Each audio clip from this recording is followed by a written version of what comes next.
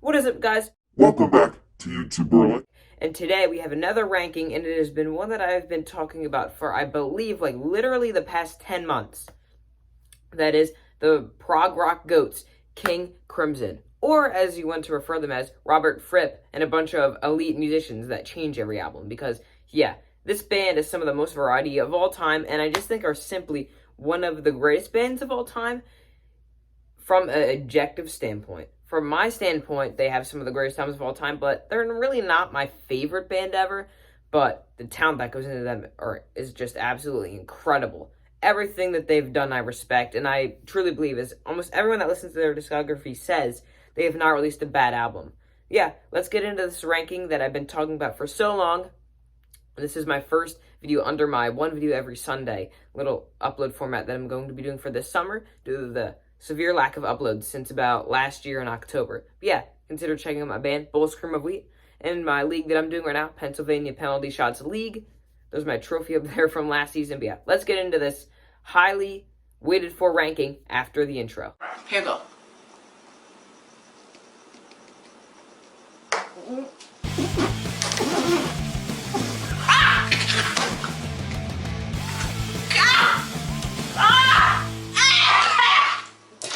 Alright guys, so that was the intro, and now let's get into this ranking that, again, a lot of you guys have been waiting for. Finally doing it, so let's go, and I have 2 of their CDs, I should have 3, we'll get to that story later. But yeah, coming in here in last, they really have not released a bad album, but something has to come in last, and for me that is 1995's Thrak, I don't know, I'm just gonna call it Thrak. Overall, I think this is just a bunch of solid stuff. I really don't think it's like much of anything special. Walking on Air is really pretty, and One Time is a really great track. I absolutely love those songs, but the song Sex, Sleep, Eat, Drink, Dream, I was looking at the Wikipedia to get a bit of background information on all of these. How was that released as a single? It sounds like they're trying to be like Kiss or something in the 90s. I don't get that song, and I think it's terrible. People's a bit boring. And overall, at the end of the day, I think that this album is just pretty good. There are 2 or 3 really good tracks, and some, actually, I think songs that are really bad. But overall, it's just a later era King Crimson album, and I think for their 3 later era albums, I think the first 2, actually, I think they kind of struggle a bit to find a sound. And that's why coming in here at second last is The Construction of Light from 2000. Just a tad bit better than Thrak, and again, there's some great songs on here. The title track, Construction of Light, really cool. And of course, as I believe every installment in this suite is basically 10 out of 10, we got the Lark's Tongue and Aspic. I believe the final installment of it, yeah, it's absolutely incredible. Goes hard as usual, incredible instrumentation, and the talent in it is just top tier. I absolutely love that song. And then for lowlights, Into the Frying Pan, and that song where they ramble about a soup kitchen, yeah, not great. But overall, as I said, their last 3 albums is kind of like, because they have all the different eras, of course, but there's like the 60s era, the 70s era, the 80s era, and then the late stage 90s and 2000s era. I think only their final album of this 90s and, 2000s late stage era, only their final album of that really hits home. And I think these first 2 are just kind of them struggling to find a sound. They're still good albums, but like on that tier that's like kind of mid-good. But yeah, coming up next, this one might surprise some people, but I actually have a lot of hot takes for King Crimson, just putting that out here right now. And that is coming in at third to last, 3 of a Perfect Pair. It's 3 because it's third to last, from 1984, and I think this is by far their weakest 80s album, and I still think it's pretty darn good. Because those bottom 2 albums are kind of like mid-good. Now we're entering good. So, yeah, and there's some great songs in here. Sleepless, the single, I believe, was very good. And as usual, Lark's Tongue and Aspic Part 3 is really, really good. But there's like this stretch after you have like the first like 5 songs, I believe, are all very darn good. After that, they get kind of crappy. Because Industry, Dig Me, and No Warning are 3 straight songs to really just make it go like, eh. But I believe it comes back super strong with Lark's Tongue and Aspic. So it kind of ends you off very good. And DK Media Music, the GOAT, was talking about the barbershop song that they have. And I absolutely love those songs too. Too bad it's not on the original album because it doesn't affect this ranking, sadly. But I do absolutely love their Barbershop song. Yeah, overall, I absolutely love 80s King Crimson. They're up there for my favorite eras. But this is just not an album that I really return to that much, especially considering that aside from Lark's Tongue and Aspic Part 3, the second half of this album is really hard to get through at times. Coming up fourth to last, this one might surprise people, but I think this is honestly just kind of like a bootleg, almost sounding like B-Sides album, and probably if I was around at the time, I would be super disappointed, like all-time disappointed for how this album is. 1970s, In the Wake of Poseidon. Yeah, I'm looking down at my notes here, and I'm just like seeing a lot of disappointing stuff because the album, like after like an intro song, I believe, opens up with that song that is basically 21st Century Schizoid Man light. It has the same exact structure. It's a bit heavier with a lot of horns and woodwinds and stuff, and it's going like with the same drums climbing up the set. And it literally is like the exact same thing. It is the same structure with, you know, that same heavy beginning in the woodwinds. Then he talks about random political stuff for 2 verses. And then it goes into just some, you know, improv. Then they have a final verse, just like Schizoid Man, when there's 3 verses, 2 at the beginning, 1 at the end, and a bunch of improv in the middle there. It's the same exact formula, except it's significantly worse, and I really don't like it that much. But overall, I still think this is a good album. But considering what comes before it, not only if it was as good, it still wouldn't be better, but it literally is like just a good album compared to one of the GOAT albums, one of my top 20 favorites of all time. Spoiler, I just did that. But I think that's already known for you guys, so yeah, but I mean, yeah, it really is just a bootleg song. And this sounds like bootleg King Crimson. It's still that early kind of 60s sounding era, but there's still incredible tracks on here. In the Wake of Poseidon, the title track, Cat Food, and the peace interludes are all super, super cool. So I think there's so much great stuff on here. At the end of the day, I really don't like the bootleg song, and also Cadence and Cascade, don't like that song too much either. Honestly, I think it's just a solid album, and considering what comes before it, solid, simply not good enough. Coming up next, though, we have the final King Crimson album,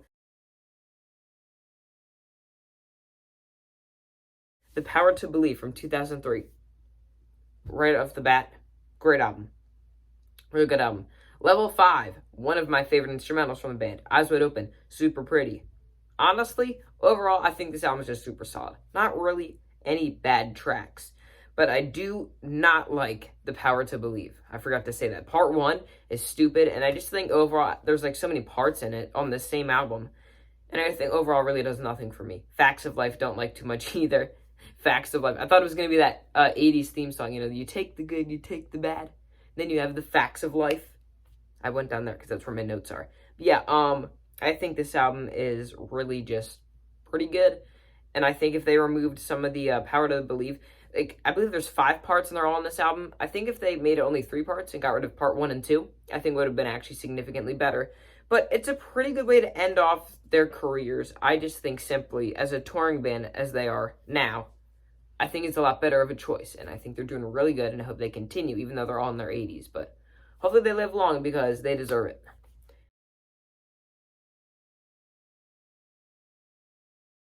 Coming up next, we have 1970s Lizard. Again, I think that the 70s era King Crimson begins after like 1970.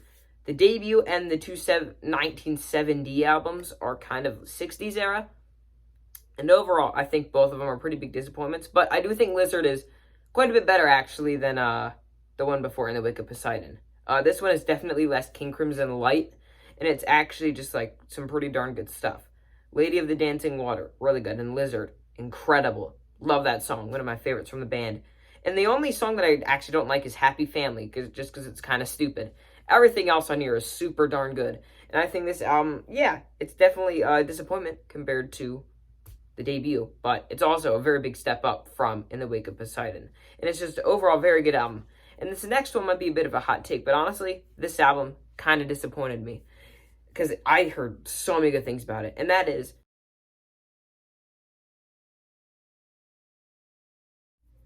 1974's Starless and Bible Black, because I thought it was going to be as good as the song Starless. Not the song Starless and Bible Black, but that song I actually really love, great instrumental. But the song Starless. You already know about that song.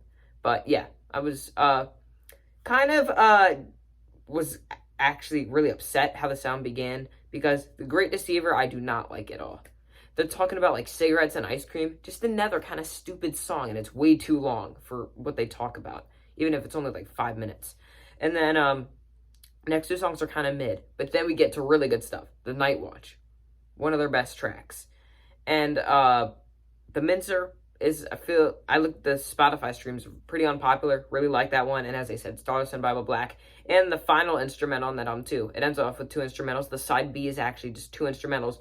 Both incredible tracks. Near 10 out of 10s, I think. Probably the Robert Fripp one is like an 8 out of 10. And then Starless and Bible Black maybe a 9.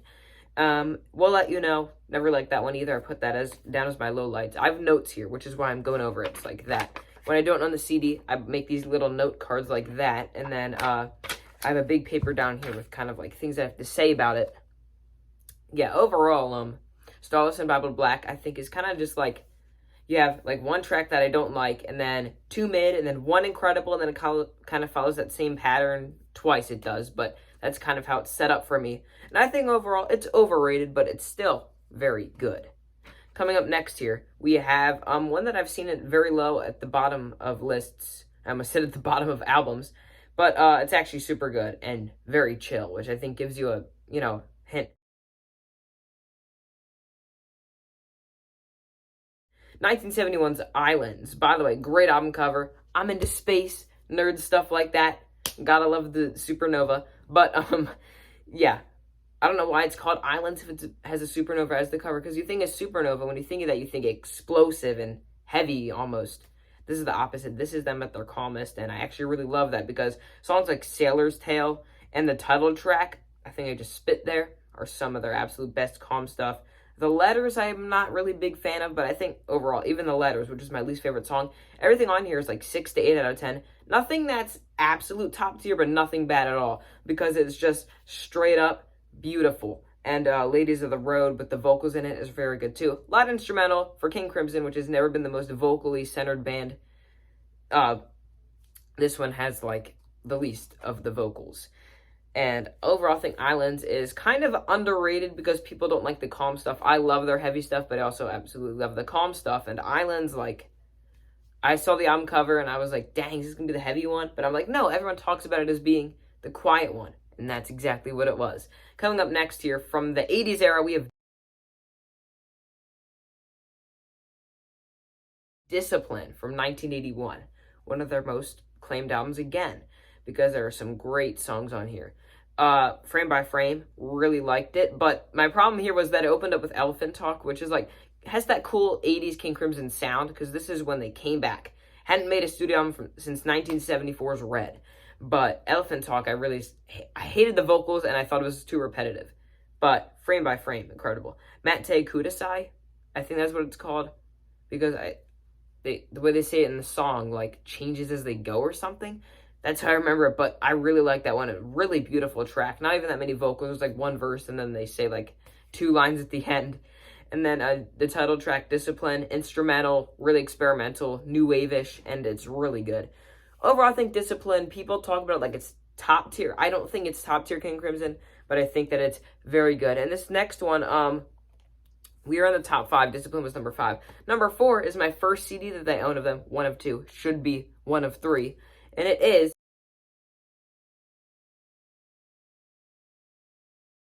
1974's, or 75 Red. Very anticlimactic because I forgot the date. I think it's 74. And you might be thinking, why is this so low? Because I've seen a lot of people put it at 1 or 2. And honestly, I kind of have a hot take about this album. It has Starless, maybe the greatest composition of all time. And that's about it. Starless is such a good song. You could like compile like on an 8-track album, you put 7 songs of just farts and put Starless there. I'd give it at least a 5 out of 10, that entire album. But like Starless, like, I'll talk about Starless in a minute, but the other tracks on here are Red, Fallen Angel, One More Red, Nightmare in Providence, and then Starless. I got this one with the DVD and all that stuff. Super cool. It has performances and bonus tracks. Very cool. My only deluxe set should be 2 deluxe sets. of King Crimson. But yeah, so this album, Red, actually, like, as I said, it's the Starless show. Red is the other song that's very good. Incredible instrumental, so many great guitar, and it just opens up really good with the drums going up and the guitar. Love that song. It's very good. It's not like 10 out of 10, but I enjoyed it enough. And then Fallen Angel, I think, is probably the third best song on the album. I don't think it does much for me, but, you know, it's good. One More Red Nightmare and Providence are pretty meh. I just really don't have much to say about them. I believe Providence is a jam session, pretty sure. Improv. I love improv, but it's not the best of improv, and King Crimson's one of my favorite bands at doing that. And yeah, One More Red Nightmare, pretty mid. I love the heavy vibe of this, you know, with Wetton vocals. He did Asia. I never knew that. Like, I just gotta talk about this. Progressive rock is such a connected genre, and the fact that there's so many supergroups in it, by far the most supergroups out of any like musical genre, prog rock has 70s and 80s prog. Because I got into Asia, you know, the band Asia, the progressive rock supergroup. I got their debut album on CD. It was probably one of my first 30 CDs ever. And then I look back at it, knowing a lot more about prog and music in general, and I'm like, holy crap, every single one of those people is in some of my favorite bands. You know, John Wetton, Bill Bruford, he's not in it, but, you know, he was in Yes, and Steve Howe was in Asia. I don't know. I just love that album, and this album's very good, too. But, yeah, everyone's just so connected. There's so many different supergroups and so many different, you know, band members that unite on different albums, and I think that's super cool how Robert Fripp, one of the greatest guitar players ever, kept the band together with so many different lineups and so many different eras. But yeah, anyways, Red, great song. Fallen Angel, good song. Other two songs pretty mid, but the heavy vibe of this album is incredible. With the Mellotron too, and the guitars, but whew, Starless. One of my favorite songs of all time. Okay, we just have to go over that song. You know what it is. If you don't know it, then go check it out. I'm pretty sure out of all singles ever, it has the highest rate your music thing. Yeah, it is rate your music, you know, music, but that doesn't really matter because it just opens up and you're already bracing for incredibleness. Some people say that they kind of lose, like the song loses them in the middle. It doesn't for me. It continues all the way because the first 4 minutes of the song is just a beautifully crafted track. Wetton's vocals, top tier. The lyrics, top tier. And just like with the, you know, I believe it's Mellotron. And then you also just have, of course, the guitar. Play that. The saxophone and guitar both traded, and, well, it's, you know, one of the greatest, just like, melodies of all time. One of the greatest hooks. And I just think the first 4 minutes of the song is just a beautifully haunting, great little song. But then you have, like, kind of like the intermission part of it. The song kind of stops. And you're just kind of like left in like outer space. And then you start hearing the guitar. Song begins to build. And then you just keep going. The song gets heavier. You got all this different percussion. It sounds like little like coconuts are going like goom, goom. You got the, you know, the choking of the cymbals that's going like, and then you starts playing like these like little things that goes like, I can't stop narrating this song. Continues to build. Right when you build, you got these guitar notes that are going like wow, wow, wow, wow. That let go, saxophone comes in, boom. Incredible. I mean, the first 4 minutes of the song, haunting. The build-up is great. But the last, like, 3 minutes of that song is some of the greatest music ever made. And then, you know, the climax.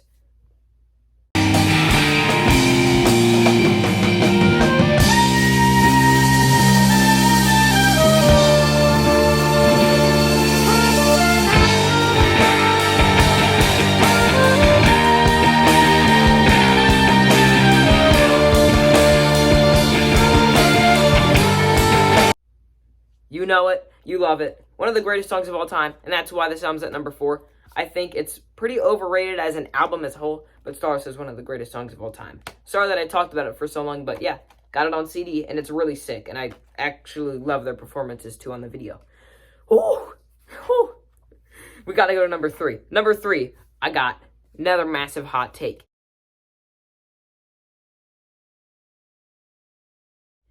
Beat from 1982. As I said, I really like the 80s new wave stuff.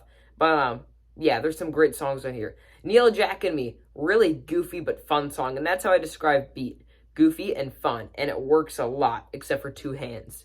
Not really. I think it's a fine song, Two Hands is just my least favorite.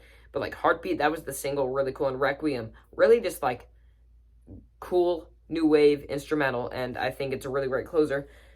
I had a lot to say about Red because of Starless, but honestly, for Beat, it's just a lot of good, goofy stuff, and I think it's consistently better than Red. Of course, Starless, gives Red the highest peak, but Beat is just all really great stuff, and I really like it. Consistently better than Red, but, if I had to take, my favorite song from Red or Beat, I would easily take my favorite song from Red. But coming in here at number 2, I have Here's the Story, Lark's Tongue and Aspic from 1973. Great album. Really great album. Again, into the returning prime after, kind of have the light years. I don't like to say that, but you know what I mean. Yeah, there is, a lot of great stuff on here. Lark's Tongue and Aspic, the Sweets, first ever track, part 1. Great. All around, instrumental.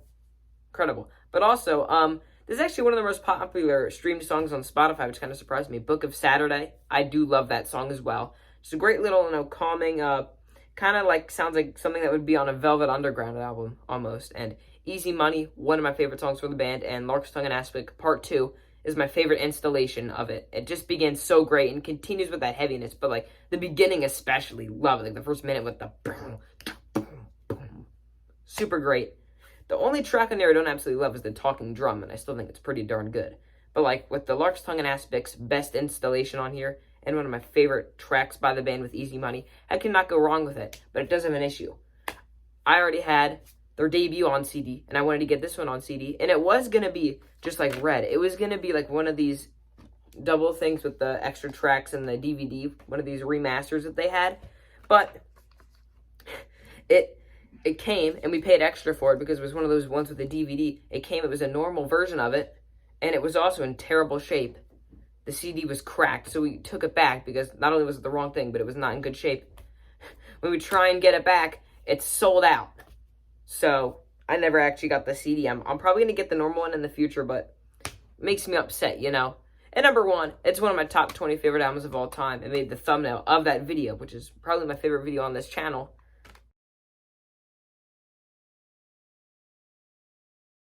Oh, I just showed it. What do you expect? Because as DK Media Music said, the debut in the Court of the Crimson King is all flames. Do you know what he says then? Except Moonchild. I disagree with that. Moonchild is still incredible. And I tried to make my band director for our school have us do Moonchild. Because this is what I wanted us to do. I wanted us to play like the normal, because our concert songs are usually 3 to 5 minutes, and as you know, Moonchild is like incredibly long. I wanted her to have like the clarinets and like the woodwinds play, the beautiful first 2 minutes. But then we can get into an all-out brawl. Improv, we can play like crap, and also we can start fighting, knocking down all the, the music stands, like dominoes, and we can have an all-out brawl for 12 minutes, and then go to our concert closing piece. Because I really wish we did Moonchild this year. Every year I'm asking for Moonchild for us to play it, but overall, yeah, Moonchild's a great song. It's my least favorite on this album by far, but it's still a very good song. But let's actually talk about it. I've talked about it so many times before. Yeah, it's one of my favorite albums ever. As you know, it's maybe the birth of progressive rock as like a full album. And 21st Century Schizoid Man, maybe my favorite King Crimson song other than Starless. Or I think my top 3 favorite King Crimson songs are 21st Century Schizoid Man, Court of the Crimson King title track, and Starless. Those are my big 3. Schizoid Man, it has incredible formula. I love the improv in the middle, and it's just incredible heavy metal. I Talk to the Wind, beautiful. Epitaph, haunting. Court of the Crimson King title track. Court of the Crimson King title track, haunting as well, and beautiful. Honestly, that's how I have to feel about this entire thing. It's haunting, beautiful, and it's incredibly groundbreaking. It's been number 1. Enough has been said about this. No wonder this is number 1. It's incredible. We finally got King Crimson done, and I just want to say thanks to everyone for waiting for this one, and I'm sorry about the wait about it, but we were able to get it done, and yep, this is my number 1. Hopefully you guys enjoyed today's video, and yeah, this is my first of my Sunday schedule, and I should be able to continue it. I'm going on vacation next week, so I'm just going to have a video that's not even close to Sunday. I don't know what it is yet. It might just be kind of a short one, just so I can get that video for the Sunday. But yeah, hopefully you guys think that it's a good schedule, and I keep stuttering, but that's about it. I play PP game after this, too, for my league. Pennsylvania Penalty, that's what it stands for. Yeah. All flames, including Moonchild. Thanks for watching this video. Now look at this person. And again, thank you for watching today's video. Please like and subscribe, even though Burlick is bad. Anyways, bye.